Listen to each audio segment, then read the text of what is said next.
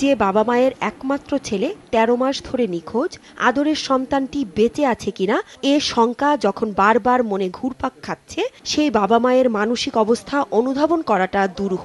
আবার উল্টো দিকে ১৩ মাস পর যদি জানতে পারেন আদরের সন্তান বেঁচে আছে, তখন তাদের আনন্দ প্রকাশ করার ভাষা কি হতে পারে?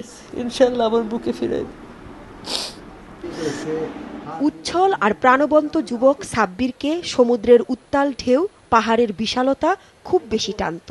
১৩ মাস আগে সমুদ্রের ঢেউয়ের বিশালতায় ভিজতে ৬ বন্ধু যান সেন্ট মার্টিন দ্বীপে, কিন্তু দুদিন পরেই আসে হৃদয় ভেঙে যাওয়া খবর। সাগরে গোসল করতে নেমে বন্ধু উদয় সহ নিখোঁজ হয় সাব্বির, আর সমুদ্রে লাশ হয়ে ফেরে বাকি ৪ বন্ধু। ৭ দিন ওরা খুঁজলো, আর পাওয়া গেল না। না পাওয়ার পরে সবাই তো চলে আসলো। ও যে ডুবে গেছে এটা কেউ বলে না, কেউ বলে না। মৃত্যুর আগ পর্যন্ত আমরা আমাদের বিশ্বাস, আমাদের ছেলে বেঁচে আছে, আমাদের ছেলে আমাদের ফিরে আসবে।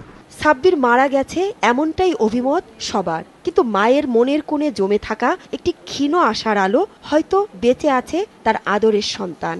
শুধু আল্লাহর উপর ভরসা করে আমরা দুনিয়াতে বেঁচে আছি। আমার দৃঢ় বিশ্বাস আমার সন্তান আমার বুকে আসবেন, মা বলে ডাকবেন।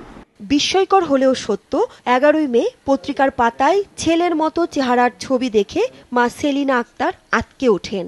ইন্দোনেশিয়ার আচে প্রদেশের সমুদ্র উপকূলে উদ্ধার হওয়া যে বাংলাদেশি ও রোহিঙ্গাদের ছবি ছাপা হয়েছে, তাদের মধ্যে রয়েছে সাব্বির, এমনটাই মনে করছেন তার বাবা মা। দেখে আমি দেখে আমার সন্তান আমার বুকের বাড়ি, নাক টাক চুল টুল ভুরু টুরু সব দেখি যে আমাদেরই ছেলে। তখন আমরা বললাম যে আল্লাহ যখন বাসায় রাখছে, দেখছে ইনশাআল্লাহ আল্লাহ আমাদের ফিরাই দেবে। আমাদের আরেকটা ছেলে হারাই গেছে, ওর সাথে বন্ধু উদয়, ওকেও যেন আল্লাহ ফিরাই দেয়। সরকারের কাছে একটা ওনারা তাড়াতাড়ি পদক্ষেপ নেই, মায়ের সব মাকে একটু শান্তি দেখ। গত কয়েকদিন ধরে সামাজিক যোগাযোগ মাধ্যমেও তার বেঁচে থাকার বিষয়টি উঠে এসেছে। সাগরের অথৈ জলে ভেসে যাওয়ার পর কিভাবে ইন্দোনেশিয়ায় পৌঁছালো সাব্বির? যদি বেঁচে থাকে তাহলে কেন যোগাযোগ করেনি পরিবারের সঙ্গে?